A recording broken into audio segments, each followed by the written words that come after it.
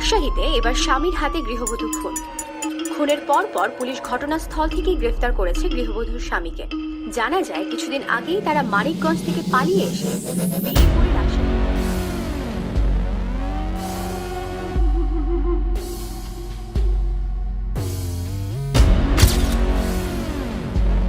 ওকে নিয়ে যান, ও আমার মেয়েটাকে মেরে ফেলেছে। ওর যেন ফাঁসি হয়, ওর মতো জানোয়ারের বেঁচে থাকার কোনো অধিকার নেই।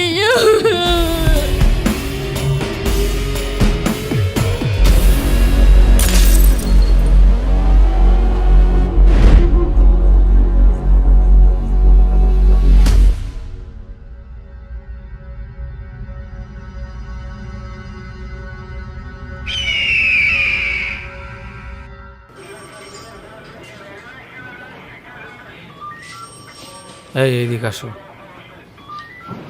আরিয়ানকে নিয়ে আসো।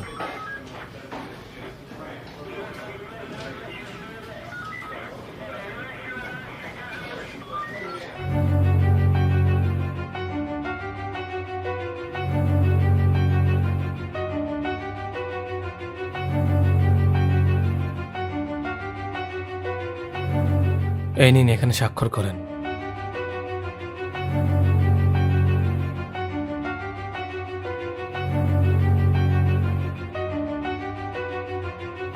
আপনার তো বেল হয়ে গেছে, কিন্তু মামলা চলাকালীন সময়ে আপনি এই শহরের বাইরে যাবেন না, নির্দিষ্ট তারিখে হাজিরা দেবেন।